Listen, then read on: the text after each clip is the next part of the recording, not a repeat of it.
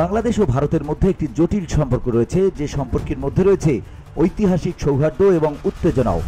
সহযোগিতা এবং সংঘাতের এই জটিল সম্পর্কের মধ্যে গত 5 আগস্ট ক্ষমতা ছেড়ে পালিয়ে যান সাবেক প্রধানমন্ত্রী শেখ হাসিনা। তার প্রস্থান এবং প্রফেসর মোহাম্মদ ইউনূসের অধীনে একটি অন্তর্বর্তী সরকারের উত্থানের পরে ভারত এবং আওয়ামী লীগের সম্পর্ক ব্যাহত হয়। দ্বিপাক্ষিক সম্পর্কের বিষয়ে অনিশ্চয়তার সৃষ্টি হয়।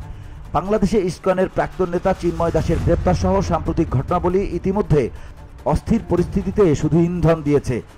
রাষ্ট্রদ্রোহের অভিযোগ এবং কূটনৈতিক সম্পত্তির উপর হামলা সেই উত্তেজনা আরও বাড়িয়েছে। দুই প্রতিবেশীর মধ্যে সম্পর্কের ভঙ্গুরতাকে তীব্রভাবে ফোকাস করেছে। 1971 সালের মুক্তিযুদ্ধে এবং পরবর্তীকালে বাংলাদেশের শাসন ব্যবস্থায় গুরুত্বপূর্ণ ভূমিকার কারণে ভারত ঐতিহ্যগতভাবে আওয়ামী লীগের সাথে ঘনিষ্ঠ সম্পর্ক বজায় রেখেছে। কয়েক দশক ধরে এই সম্পর্ক কৌশলগত স্বার্থ রক্ষায় উপকারী হলেও বাংলাদেশের অন্যান্য রাজনৈতিক দল এবং অংশগুলিকে ভারত থেকে বিচ্ছিন্ন করেছে। হাসিনার দীর্ঘমেয়াদী শাসন ভারতের প্রভাবকে আরও মজবুত করেছে, কিন্তু একটি একক রাজনৈতিক সত্তার প্রতি ভারতীয় পক্ষপাতিত্বের ধারণাও বাড়িয়ে দিয়েছে।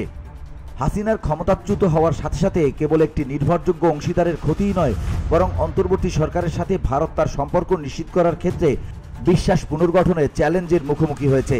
অমীমাংসিত দ্বিপাক্ষিক সমস্যা এবং অভ্যন্তরীণ রাজনীতিতে হস্তক্ষেপের কারণে বাংলাদেশের অভ্যন্তরে ক্রমবর্ধমান ভারত বিরোধী মনোভাব বৃদ্ধির ফলে সেই চ্যালেঞ্জ আরও তীব্র হয়েছে।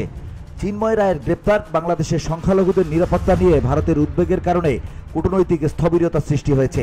ভারতের পররাষ্ট্র সচিব বিক্রম মিশ্রির ঢাকা সফরের উদ্দেশ্য ছিল এই উদ্বেগগুলো দূর করা। বাংলাদেশি কর্মকর্তাদের সঙ্গে তার আলোচনা উভয় পক্ষের গভীর ক্ষোভের কথা তুলে ধরে। বাংলাদেশ সংখ্যালঘু অধিকার নিয়ে ভারতের উদ্বেগ স্বীকার করে, কিন্তু তার অভ্যন্তরীণ বিষয়ে বহিরাগত মন্তব্যকে অনাকাঙ্ক্ষিত বলে জোরালো অবস্থান নিয়েছে। অন্তর্বর্তী সরকারের বিবৃতিগুলি একটি স্পষ্ট বার্তার উপর জোর দিয়েছে। বাংলাদেশ সার্বভৌমত্বের প্রতি পারস্পরিক সম্মান এবং অভ্যন্তরীণ বিষয়ে অহস্তক্ষেপ আশা করে।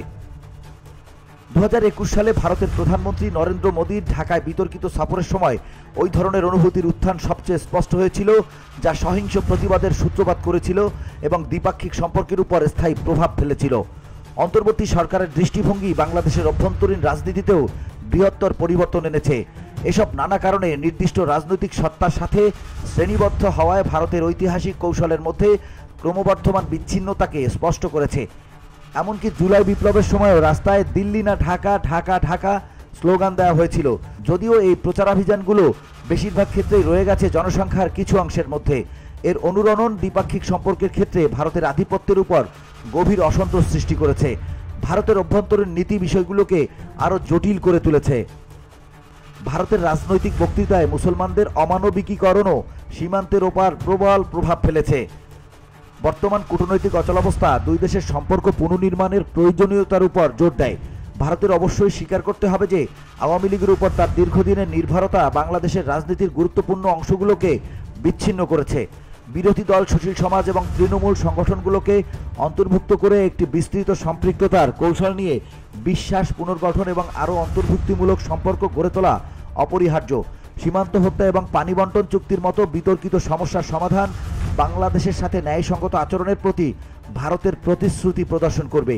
এই পদক্ষেপগুলি শুধু তাৎক্ষণিক অভিযোগের সমাধান করবে না, বরং আরও স্থিতিস্থাপক এবং টেকসই অংশীদারিত্বের ভিত্তি তৈরি করবে। শেখ হাসিনার পতন নিঃসন্দেহে বাংলাদেশ ভারত সম্পর্কের গতিশীলতাকে বদলে দিয়েছে। ঐতিহাসিক ক্ষোভের সমাধান এবং একটি দূরদর্শী দৃষ্টিভঙ্গি গ্রহণ করার মাধ্যমে বাংলাদেশ ও ভারত বর্তমান অচলাবস্থার বাইরে যেতে পারে এবং পারস্পরিক শ্রদ্ধা, সহযোগিতা